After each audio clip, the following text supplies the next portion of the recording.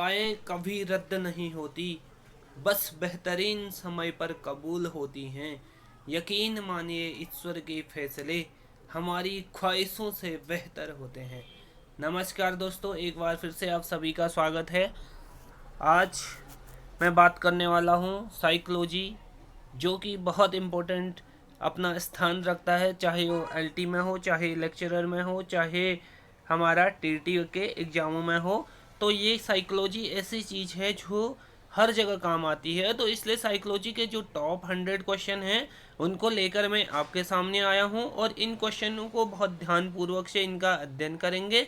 उसके बाद इनको चाहें तो वीडियो को पॉज करके नोट भी कर सकते हैं। ठीक है, ज़्यादा देर न करते हुए शुरू कर सकता हूँ। ठीक है, क्योंकि अब ज़्यादा क्वेश्चन है तो ज़्यादा टाइम लगेगा, इसलिए आप लोग पूरा वीडियो को देखें और समझें और अभ्यास करें। चलिए स्टार्ट करते हैं। मनोविज्ञान के संबंध में मैकडूगल की परिभाषा है। तो मैकडूगल की परिभाषा क्या है? ऑप्शन नंबर ए है या फर्स्ट है, मनोविज्ञान आचरण तथा व्यवहार का यथार्थ विज्ञान है। ऑप्शन नंबर बी है, किसी व्यक्ति के जन्म से लेकर वृद्धावस्था तक के अधिगम अनुभवों का वर्णन तथा धारणा ही मनोविज्ञान है। मनोविज्ञान शिक्षा का आधारभूत विज्ञान है। और अगला ऑप्शन है, मुझे एक बच्चा दो और बताओ इसे क्या बनाऊं, इंजीनियर, डॉक्टर या अन्य। तो इनमें से हमने छांटना है कि कौन सा जो है मनोविज्ञान, मैकडूगल ने कौन सी परिभाषा दी थी। तो इसका उत्तर है मनोविज्ञान आचरण तथा व्यवहार का यथार्थ विज्ञान है, ये मैकडूगल ने कहा था। तो ऑप्शन ये वाला सही हो जाएगा। ठीक है, गेस्टाल्टवाद का जन्मदाता किसे कहा जाता है? ऑप्शन नंबर पहला मैक्स वर्दीमर, कोहलर, कोफा, और ऑप्शन नंबर अगला देखेंगे ब्राउन को। तो इसमें से ऑप्शन मैक्स वर्दीमर को, ये वाला ऑप्शन एकदम सही होगा। ठीक है, पावलोव के सिद्धांत को कंप्यूटर स्टिमुलेशन द्वारा कौन सी मशीन बताती है? तो ऑप्शन ए है होफमैन मशीन, को कोपा मशीन, स्टिमुलेशन मशीन, और अगला ऑप्शन कौन सा है? उपरोक्त में से कोई नहीं, तो होफमैन मशीन ये सही आंसर इसका हो जाएगा। शिक्षा मनोविज्ञान व्यक्ति के जन्म से लेकर वृद्धावस्था तक सीखने के अनुभवों का वर्णन तथा व्याख्या है। यह कथन किसका है? ये बहुत इंपॉर्टेंट कथन है। ऑप्शन नंबर ए किलफोर्ड है, option number 2 Skinner, option number 3 brown, option number 4 crow and crow. तो ये किसने कहा था? ये क्रो एंड क्रो ने कहा था। इसको याद रखने का तरीका आप कर सकते हैं कि जो जन्म से लेकर वृद्धावस्था तक, हमेशा हमारे जन्म से लेकर वृद्धावस्था तक जो कौवे होते हैं वो क्रो क्रो करते हैं, क्योंकि कौवे क्या करते हैं, कौवे की आवाज़ निकलती है क्रो क्रो करके। तो वो कब से कब तक सुनाई देते हैं हमें? जब हम जन्म लेते हैं तब भी हमें सुनाई देती है, जब हम मरते हैं तब तक, या जब वृद्ध हो जाते हैं तब तक भी सुनाई देती है। तो इसको ऐसे ट्रिक लगा के याद कर सकते हैं। ठीक है, अगला, शिक्षा के द्वारा मानव व्यवहार में परिवर्तन किया जाता है तथा मानव व्यवहार का अध्ययन ही मनोविज्ञान है। यह कथन किस मनोवैज्ञानिक का है? हमारे पास जो ऑप्शन है वो है Crow and Crow, Brown, Guilford और स्किनर। तो हमारा ऑप्शन नंबर सेकंड सही होगा। किसने कहा था? ये ब्राउन की परिभाषा है ये। ठीक है, ब्राउन। अगला, मानव व्यवहार एवं अनुभव से संबंधित निष्कर्षों का शिक्षा के क्षेत्र में प्रयोग शिक्षा मनोविज्ञान कहलाता है। यह किसने कहा था? यानी कि ये कथन किसका है? मानव व्यवहार एवं अनुभव से संबंधित निष्कर्षों का शिक्षा के क्षेत्र में प्रयोग शिक्षा मनोविज्ञान कहलाता है। तो शिक्षा मनोविज्ञान किसने कहा था? इसका ऑप्शन नंबर थर्ड, यानी कि ऑप्शन क्या क्या है इसके। अब मैं सीधे क्या बोलूँगा, सीधे जो सही आंसर होगा उसको बोलूँगा, क्योंकि बहुत लंबी वीडियो बननी है। तो इसका ऑप्शन है ये स्किनर ने कहा था। ठीक है, शिक्षा मनोविज्ञान शैक्षिक विकास का क्रमिक अध्ययन है। यह कथन किस मनोवैज्ञानिक का है? ये कथन किसका है? हमारे पास 4 ऑप्शन है, लेकिन सही ऑप्शन होगा जे.एम. स्टीफन इसका सही आंसर है। शिक्षा मनोविज्ञान शैक्षिक परिस्थितियों के मनोवैज्ञानिक पक्षों का अध्ययन है। यह कथन किसका है? यानी कि शैक्षिक परिस्थितियों के मनोवैज्ञानिक पक्षों का अध्ययन है, ये किसने कहा था? इसका आंसर होगा ट्रू। अगला, शिक्षा की प्रक्रिया पूर्णतः मनोवैज्ञानिक की कृपा पर निर्भर है, यह कथन किस मनोवैज्ञानिक का है? तो इसका सही आंसर होगा इसका वी.एन. झा। ठीक है, वी.एन. झा। अगला, मनोविज्ञान शिक्षा मनोविज्ञान शैक्षिक परिवेश में व्यक्ति के विकास का व्यवस्थित अध्ययन है, यह किस मनोवैज्ञानिक का कथन है?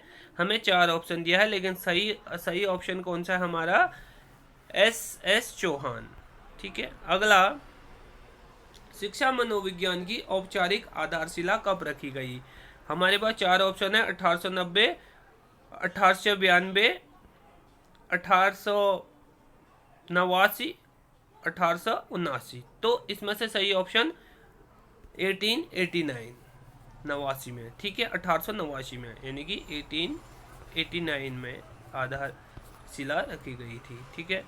अगला, किसके प्रयासों से शिक्षा मनोविज्ञान की औपचारिक आधारशिला सन 1889 में रखी गई? किसके प्रयासों से? तो इसका ऑप्शन नंबर स्टेनले हॉल के प्रयासों से। स्टेनले हॉल याद कर लेंगे। ठीक है। शिक्षा मनुष्य के क्षमताओं का स्वाभाविक प्रगतिशील तथा विरोधहीन विकास है, यह परिभाषा किस मनोवैज्ञानिक की है? ऑप्शन अलग अलग है, जॉन डीवी, पेस्टोलॉजी की, क्रो एंड क्रो, उपरोक्त में से कोई नहीं, तो ये पेस्टोलॉजी की है। ठीक है, पेस्टोलॉजी ने किससे संबंधित? क्षमता का स्वाभाविक प्रगतिशील तथा विरोधहीन विकास बोला था। ठीक है। शिक्षा मनुष्य की क्षमताओं का विकास, जिसकी सहायता से वह अपने वातावरण पर नियंत्रण करता हुआ अपनी संभावित उन्नति को प्राप्त करता है, यह किस शिक्षा शास्त्री का कथन है? तो हमारे पास 4 ऑप्शन है, लेकिन इसमें सही आंसर क्या होगा? जॉन डीवी का। ठीक है, क्योंकि परिस्थितियों से संबंधित जो भी बात की थी वो किसने की थी? डीवी ने, जॉन डीवी ने परिस्थितियों से संबंधित बात की थी। ठीक है, तो इसको याद रखेंगे, जहाँ भी परिस्थितियाँ या जो वातावरण से संबंधित आएगा तो वहाँ पे जॉन डीवी को बोलेंगे। शिक्षा मनोविज्ञान का उद्देश्य शैक्षिक परिस्थितियों के मूल्य एवं कुशलता में योगदान देना, यह परिभाषा किस शिक्षा शास्त्री की है? तो option number pestology, John Dewey, crow and crow और स्किनर, तो ये स्किनर की, यानी कि ऑप्शन डी वाला ऑप्शन स्किनर सही होगा। ठीक है। शिक्षा मनोविज्ञान वह विज्ञान है जिसमें छात्र शिक्षण तथा अध्यापन का क्रमबद्ध अध्ययन किया जाता है, यह परिभाषा किस शिक्षा शास्त्री की है? तो Trevor, John Dewey, crow and crow, pestology, तो जॉन एफ ट्रेवर की ये डेफिनेशन है, या जो जॉन डीवी था इसका कथन है। व्यवहारवाद के प्रतिपादक, बहुत इंपॉर्टेंट क्वेश्चन है, ये तो क्वेश्चन आते ही आते हैं इस टाइप के। व्यवहारवाद का प्रतिपादक किसे माना जाता है? अलग अलग ऑप्शन है, आप देख सकते हैं, जॉन लॉक, वॉटसन, कोहलर, कोफा, तो इसमें से व्यवहारवाद को माना जाता है वॉटसन, क्योंकि वो ये व्यवहार में ही व्यवहारवादी थे। ठीक है। साहचर्य के प्रतिपादक हैं, साहचर्य के प्रतिपादक ऑप्शन नंबर हमारे पास हैं कोहलर, कोफा, जॉन लॉक, वॉटसन। तो साहचर्य के प्रतिपादक कौन थे? ऑप्शन नंबर हमारा कौन सा होगा? John Locke. ठीक है। अगला, प्रेरक संप्रदाय के प्रतिपादक हैं। प्रेरक संप्रदाय के प्रतिपादक Sigmund Freud, Wertheimer, Kurt Lewin, McDougall. तो प्रेरक संप्रदाय से संबंधित है मैकडूगल। ठीक है, ऑप्शन मैकडूगल सही होगा। मनोविश्लेषणात्मक संप्रदाय के संपादक, ये बहुत बार एग्जाम में आ जाता है, सिगमंड फ्राइड, मैकडूगल, वर्दीमर और कुर्ट लेविन। तो इसका ऑप्शन नंबर ए, यानी कि सिगमंड फ्राइड सही होगा ऑप्शन। ठीक है। शिक्षा मनोविज्ञान के अध्ययन के क्षेत्र हैं। बालक के वंशानुक्रम एवं वातावरण का अध्ययन, बालक की विकास अवस्थाओं का अध्ययन, अधिगम क्रियाओं का अध्ययन, उपरोक्त सभी। तो ऑप्शन नंबर डी, यानी कि उपरोक्त सभी होगा। कौन सी शिक्षा मनोविज्ञान की उपयोगिता नहीं है?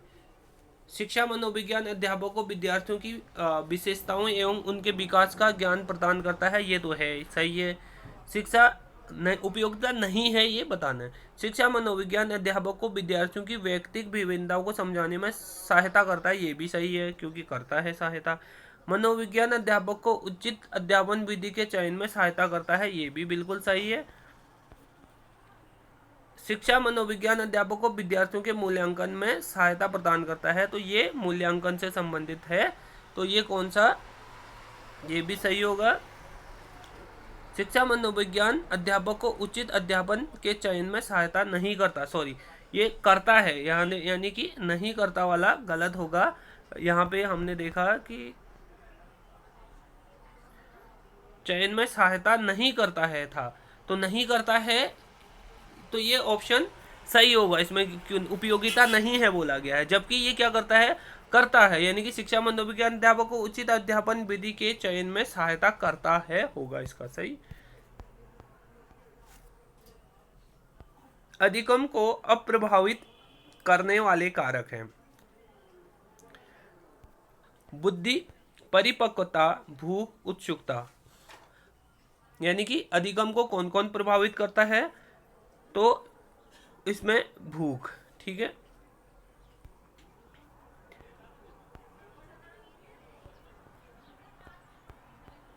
सॉरी इसमें भी क्या था, अधिगम को अप्रभावित, यानी कि जिससे अधिगम प्रभावित नहीं होती है। बुद्धि से अधिगम होती है, परिपक्वता से होती है, उत्सुकता भी होती है, सिर्फ भूख से अधिगम प्रभावित नहीं होता है, ठीक है। तो ये उल्टे करके क्वेश्चन पूछे गए हैं, थोड़ा ध्यान से देखेंगे।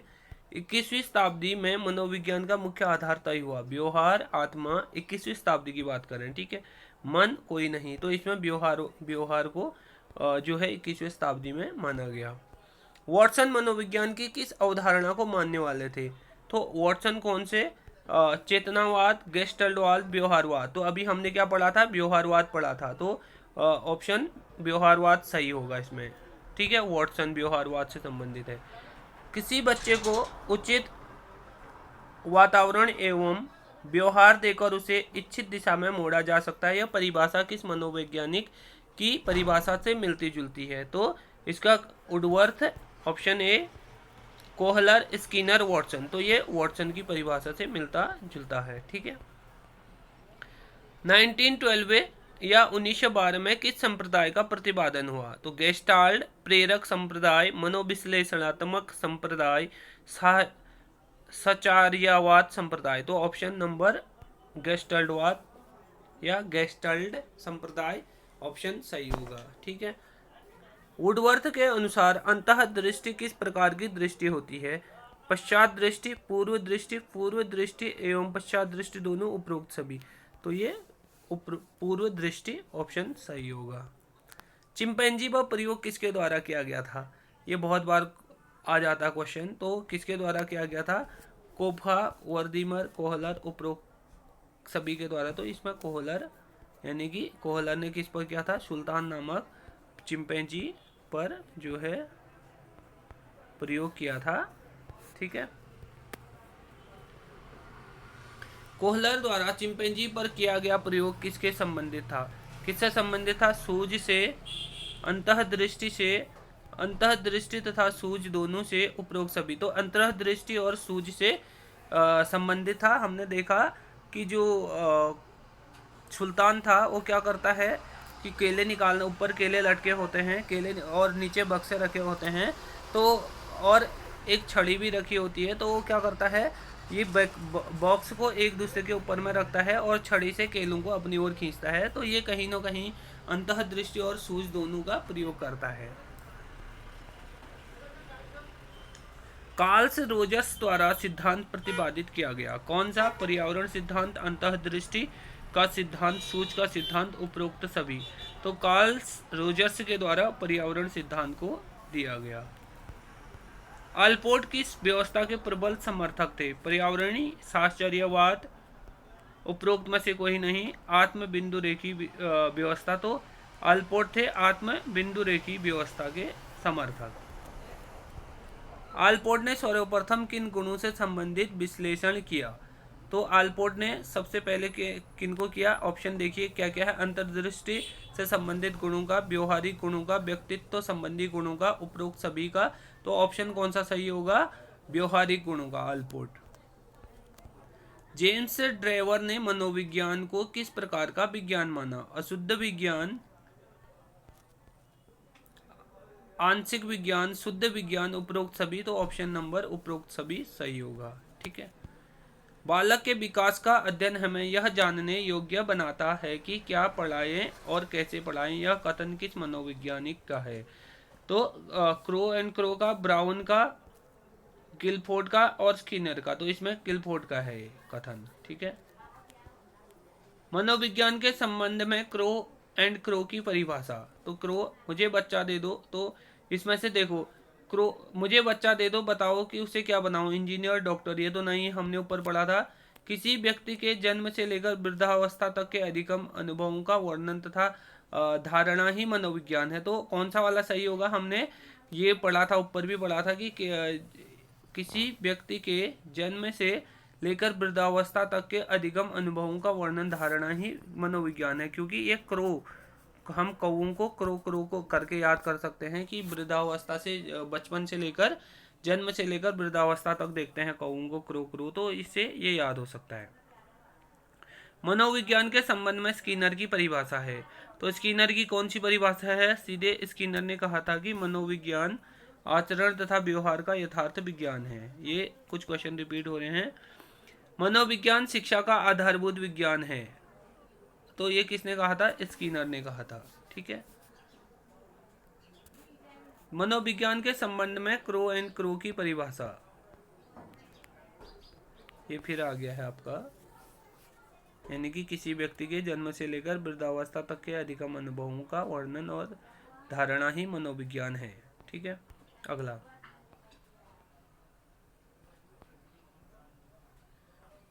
अब स्किनर किस देश के वैज्ञानिक थे?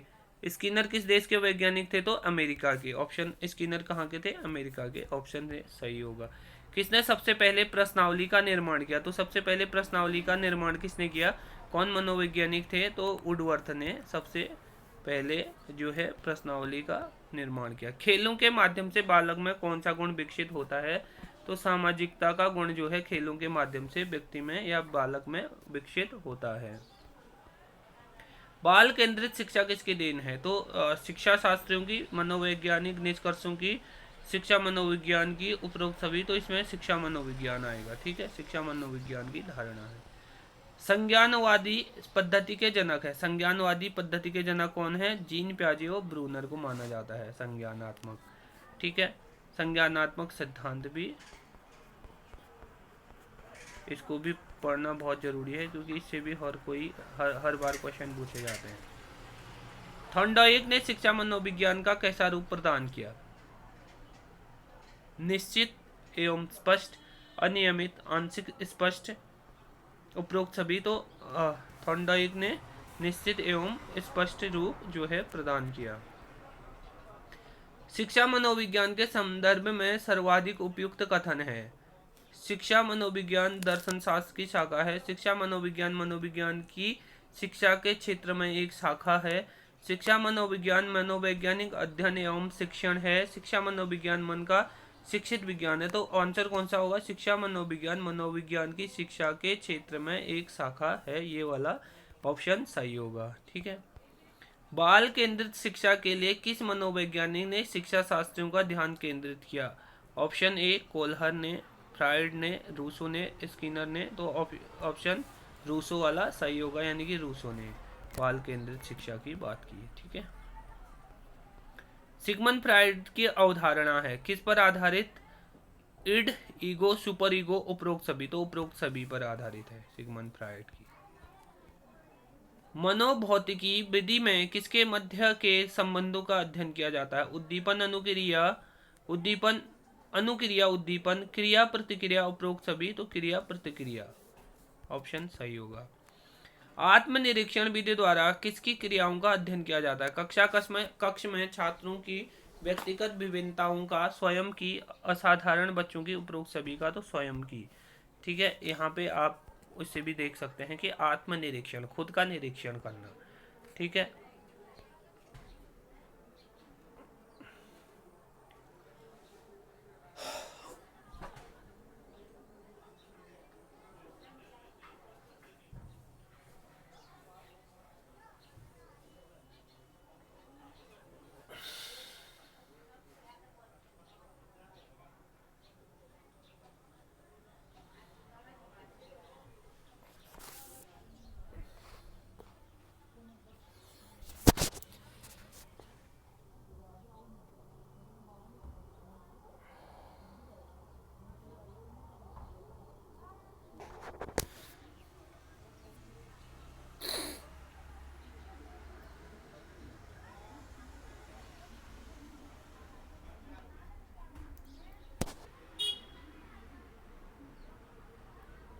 आगे देखते हैं। बाल केंद्रित शिक्षा किसकी देन है? तो बाल केंद्रित शिक्षा किसकी देन है? शिक्षा राष्ट्रीयकरण की, सर्व शिक्षा अभियान की, शिक्षा मनोविज्ञान की, उपरोक्त सभी की। तो शिक्षा मनोविज्ञान की आंसर ऑप्शन है सही होगा। शिक्षा के संकुचित अर्थ में शिक्षा प्रदान की जाती है निश्चित स्थान पर, प्रत्येक स्थान पर, जीवन पर्यंत और उपरोक्त सभी। तो संकुचित अर्थ में, संकुचित मतलब छोटे अर्थ में, तो निश्चित स्थान पर, क्योंकि शिक्षा जो है जीवन पर्यंत भी दी जा सकती है और किसी भी स्थान पे दी जा सकती है। एक जो है विग जो बड़े अर्थ में, ठीक है, संकुचित मतलब एक छोटे से अर्थ में। बालकों की रुचि, शारीरिक मानसिक योग्यता तथा भिन्नताओं का ध्यान किस प्रकार के शिक्षण में रखा जाता है?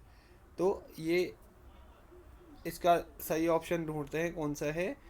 बहुकक्षी शिक्षण, शिक्षण में, मनोवैज्ञानिक शिक्षण में, सामूहिक शिक्षण में, उपरोक्त सभी में। तो आंसर कौन सा होगा? मनोवैज्ञानिक शिक्षण में। ठीक है, ये आप आसानी से बता सकते हैं।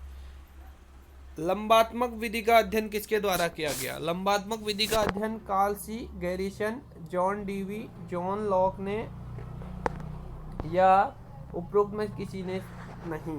तो ये कौन सा ऑप्शन सही होगा? कार्ल सी गैरिसन ने। ठीक है, कार्ल सी गैरिसन ने लंबात्मक विधि का अध्ययन किया। मनोविज्ञान को मन का कहा? जॉन डीवी ने, डगलस ने, अरस्तु ने, स्किनर ने। तो ऑप्शन नंबर अरस्तु ने सही होगा। ठीक है, ऑप्शन कौन सा? अरस्तु वाला सही होगा। शिक्षा का केंद्र है शिक्षक, विषय वस्तु, बच्चे, उपरोक्त सभी। तो ऑप्शन बच्चे यानी कि केंद्र। तो इसीलिए हम लोग क्या करते हैं? बाल केंद्रित शिक्षा की व्यवस्था करते हैं, क्योंकि केंद्र कौन होता है हमारा? केंद्र बालक होता है, इसीलिए हम बाल केंद्रित शिक्षा की बात भी करते हैं। खेल को ऐच्छिक तथा आत्म प्रेरित क्रिया किस मनोवैज्ञानिक ने बताया? फ्राइड ने, स्टन ने, जेम्स ड्राइवर ने, अरस्तु ने। नो, स्टन ने बताया है। ठीक है, समाज मिति विधि के प्रणेता, ये बहुत इंपॉर्टेंट क्वेश्चन है। तो इसके प्रणेता कौन है? जे.एल. मोरेनो। जे.एल. मोरेनो समाज मिति। बालक में खेलों से विकसित होने वाली शक्तियां हैं शारीरिक, मानसिक, सामाजिक, उपरोक्त सभी। तो सभी आएगा इसमें। ठीक है, ये तो हम आसानी से बता सकते हैं।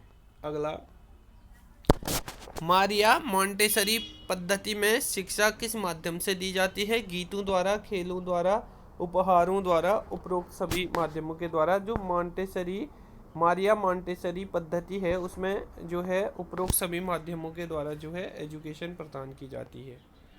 विलियम वुंट तथा टिचनर किस विचारधारा के प्रवर्तक थे? गेस्टाल्ट विचारधारा के, व्यवहारवादी विचारधारा के, संरचनावादी विचारधारा के, उपरोक्त सभी के। तो किसके थे? संरचनावादी विचारधारा के। समस्यात्मक बालकों की प्रवृत्ति होती है। नंबर 1, समाज विरोधी, झगड़ालू, अपराधी, उपरोक्त सभी। तो समस्यात्मक बालक कैसे होते हैं? उपरोक्त सभी प्रकार के हो सकते हैं समस्यात्मक बालक। ठीक है, अगला, सबसे पहले मनोवैज्ञानिक प्रयोगशाला किस देश में स्थापित हुई? Japan, America, Germany, Britain. तो इसका ऑप्शन सही होगा जर्मनी। व्यवहारवाद की मुख्य विशेषता है? तो व्यवहारवाद की मुख्य विशेषता मापन है। फ्रायड ने मन की तुलना किससे की?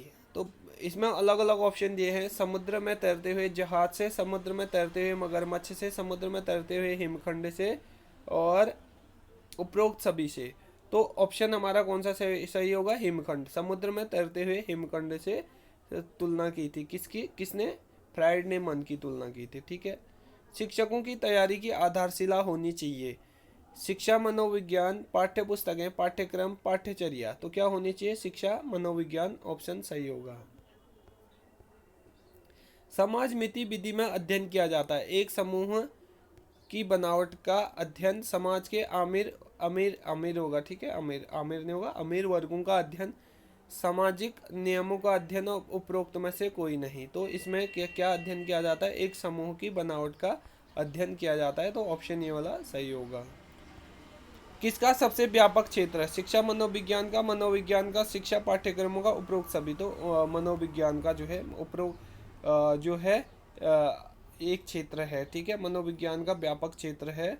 तो मनोविज्ञान हर क्षेत्र में लागू होता है, हर जगह, चाहे हम एजुकेशन फील्ड ले लें, चाहे हम मेडिकल फील्ड ले लें, चाहे हम डिफेंस फील्ड ले लें, हर जगह क्या होता है? मनोविज्ञान, ठीक है, लगता है। चेतन, अर्धचेतन तथा अचेतन किसके अंग हैं? चेतना के, मस्तिष्क के, शरीर के, बुद्धि के। तो ऑप्शन नंबर चेतना के वाला सही होगा। अंतः दर्शन विधि दूसरी विधियों से अपेक्षाकृत है पुरानी, नवीन, मध्यम विधि, नवीनतम। तो ये पुरानी विधि है। अगला, विलियम वोंट ने मनोविज्ञान को बताया। मन का विज्ञान, आत्मा का विज्ञान, चेतना का विज्ञान, व्यवहार का विज्ञान। तो विलियम वोंट ने चेतना का विज्ञान, मनोविज्ञान को बताया। मिल्सबरी ने मनोविज्ञान को बताया। क्या बताया? चेतना का विज्ञान, मन का विज्ञान, आत्मा का विज्ञान और मानव व्यवहार का विज्ञान। तो मिल्सबरी ने क्या बताया? मानव व्यवहार का विज्ञान बताया।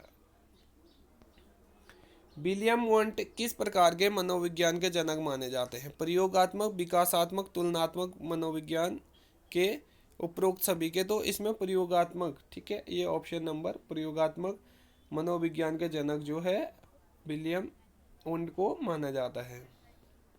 पावलोव ने मनोविज्ञान के किस सिद्धांत का प्रतिपादन किया?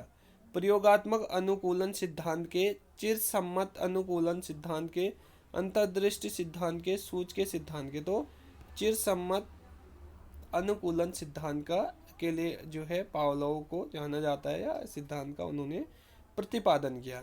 व्यक्ति की संवेदना और अभिवृत्ति जानने की सबसे उपयुक्त विधि है निरीक्षण, प्रश्नावली, साक्षात्कार, उपरोक्त सभी। तो इसमें सबसे अच्छा होगा साक्षात्कार। प्रथम मनोवैज्ञानिक प्रयोगशाला जर्मनी में कब स्थापित हुई? जर्मनी में हुई थी 1879 में, ठीक है। शिक्षा मनोविज्ञान वर्तमान में अपने किस स्वरूप में है? तो शिक्षा मनोविज्ञान किसमें? शैशव अवस्था में है। अगला, मनोविज्ञान अध्ययन की जेनेटिक विधि को अन्य किस नाम से पुकारा जाता है? अनुवांशिक विधि, विकासात्मक विधि, अंतर्दर्शन, उपरोक्त सभी। तो ये विकासात्मक विधि के नाम से भी जाना जाता है। मनोविज्ञान की बहिर्दर्शन विधि के जनक हैं टाइडमैन, वुडवर्थ, जेवी वॉटसन, फ्राइड। तो इनको इसका ऑप्शन कौन सा सही होगा? जेवी वॉटसन, ठीक है। मनोविज्ञान की बहिर्दर्शन। किस मनोवैज्ञानिक ने कहा कि चेतना मन के साथ साथ अचेतन मन पर भी ध्यान देना चाहिए? JB Watson, Woodworth, Tiedemann, Sigmund Freud. तो सिगमंड फ्राइड ने बोला था ये, ठीक है। बाल केंद्रित शिक्षा की अवधारणा मनोविज्ञान के किस संप्रदाय ने दी? बाल केंद्रित। तो ऑप्शन क्या क्या है? गेस्टल्टवाद, संरचनावाद, मनोविश्लेषणवाद, व्यवहारवाद। तो मनोविश्लेषणवाद ने दी थी, ठीक है। यानी कि बाल केंद्रित शिक्षा की जो अवधारणा थी वो मनोविश्लेषणवाद ने दी थी। गेस्टाल्ट संप्रदाय का जन्म किस देश में हुआ था? तो ये जर्मनी में गेस्टाल्ट संप्रदाय का जन्म। समग्रवाद में मुख्य रूप से ध्यान दिया जाता है किसमें? समग्र, पूर्ण से अंश की ओर, ठीक है। समग्रवाद में पूर्ण से अंश की ओर, ठीक है। इसको ध्यान देंगे, बहुत बार एग्जाम में कन्फ्यूजन हो जाता है, तो पूरा हो जाने के बाद हम छोटे की ओर आते हैं, ठीक है। समग्र मतलब कंप्लीट से समझ लो तुम कि समग्र पूरा, पूरे से छोटे की ओर आते हैं। तो इसको याद करने के लिए पूर्ण से अंश की ओर। कौन सा संप्रदाय मनोविज्ञान को चेतना का विज्ञान मानता है? तो आंसर होगा संरचनावाद। जेबी वॉटसन ने मनोविज्ञान के किस संप्रदाय को मन रहित मनोविज्ञान की संज्ञा दी थी? तो व्यवहारवाद को। अगला, प्रबलन का सिद्धांत किसने प्रतिपादित किया? प्रबलन का सिद्धांत किसने दिया? John Locke, William James, Sigmund Freud, Skinner. तो प्रबलन यानी कि स्किनर ने। प्रबलन यानी कि पुनर्बलन से संबंधित है। स्थानीय इतिहास के लिए सबसे अधिक उपयोगी विधि है क्षेत्रीय भ्रमण, पर्यटन, प्रयोगशाला विधि, उपरोक्त सभी। तो क्षेत्रीय भ्रमण सबसे उपयुक्त विधि मानी जाएगी। सामाजिक अध्ययन का सबसे अधिक महत्व किसमें होता है? तो सामाजिक गतिविधियों में, सामाजिक मूल्यों के विकास में, सामाजिक नियमों में, सामाजिक सुधारों में। तो सामाजिक मूल्यों के विकास में, ये ऑप्शन सही होगा। प्रजातांत्रिक मूल्यों एवं सिद्धांतों का अनुसरण कुंडी विधि करती है। समाजमिति विधि, वाद विवाद विधि, सामाजिक अध्ययन विधि, उपरोक्त सभी विधियां। तो इसका ऑप्शन वाद विवाद विधि एकदम सही होगा। सामाजिक अध्ययन पढ़ाने की प्राथमिक कक्षाओं में सर्वाधिक उपयोगी विधि है कहानी विधि, वाद विवाद विधि, समाजमिति विधि और उपरोक्त सभी। तो इसमें सबसे पहले सबसे अच्छा उपरोक्त सभी नहीं होगा बल्कि कहानी विधि होगा। ठीक है, कहानी के माध्यम से हम छोटे बच्चों को पढ़ा सकते हैं और वो क्या लेते हैं, इंटरेस्ट भी लेते हैं इसमें, रुचि भी लेते हैं इसमें कि जब हम किसी को कहानी के द्वारा समझाते हैं। तो अधिगम के लिए प्रथम शर्त क्या है? सीखने की अभिप्रेरणा, मानसिक स्तर, बुद्धि, अभिवृत्ति। तो सबसे पहले उसका क्या होना चाहिए? अभिप्रेरित होना चाहिए, अभिप्रेरणा होना चाहिए, वो सीखने की इच्छा रखने वाला होना चाहिए, तब जाके वो सीख सकता है। अधिगम के लिए वित्तीय शर्त क्या है? सीखने वाले का मानसिक स्तर, सीखने वाले की बहु अनुक्रिया, सीखने वाले की बुद्धि, सीखने वाले की अभिवृत्ति। तो इसका सही होगा सीखने वाले की बहु अनुक्रिया। अधिगम की तृतीय शर्त क्या है? अधिगम के लिए तृतीय शर्त है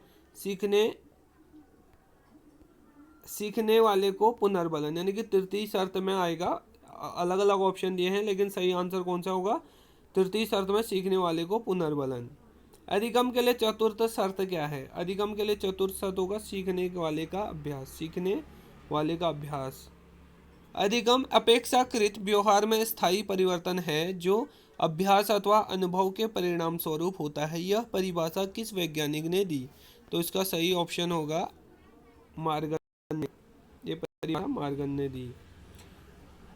अनुभव एवं प्रशिक्षण द्वारा व्यवहार में संशोधन ही अधिगम है। यह परिभाषा किस मनोवैज्ञानिक ने दी या किस वैज्ञानिक ने दी? इसका ऑप्शन होगा गेट्स ने। अधिगम आदतों, ज्ञान, अभिवृत्तियों का अर्जन है। यह परिभाषा किस वैज्ञानिक ने दी? तो इसका सही आंसर होगा क्रो एंड क्रो। व्यवहार के कारण व्यवहार परिवर्तन अधिगम है। यह परिभाषा किस वैज्ञानिक ने दी? मनोवैज्ञानिक ने दी। तो ये गिलफोर्ड ने दी। ठीक है, पूर्व निर्मित व्यवहार में अनुभव द्वारा परिवर्तन ही अधिगम है। यह परिभाषा किस वैज्ञानिक ने दी? ये इसका सही आंसर होगा कॉल्विन। क्या होगा? कॉल्विन इसका सही आंसर होगा। अधिगम व्यक्ति में एक परिवर्तन है जो उसके वातावरण के परिवर्तनों के अनुसरण में होता है। यह परिभाषा किस वैज्ञानिक ने दी? तो ये फील के द्वारा दी गई है।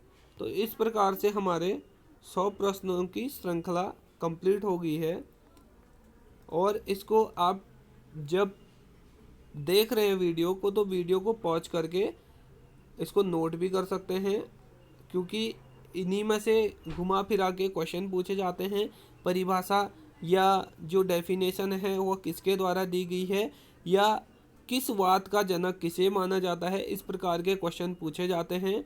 और एग्ज़ाम में हम बहुत ज़्यादा कंफ्यूज करते हैं, तो कम से कम उसको कुछ ट्रिक या बोल सकते हैं कि नोट्स बना के हम उसको अच्छे से तैयार कर सकते हैं। उम्मीद करता हूँ आप सभी को ये वीडियो पसंद आई होगी। अगर आपको वीडियो पसंद आई है तो वीडियो को लाइक करें, सब्सक्राइब करें और बेल आइकन को प्रेस करें ताकि अगला नोटिफिकेशन आप सभी को मिलता रहे। धन्यवाद।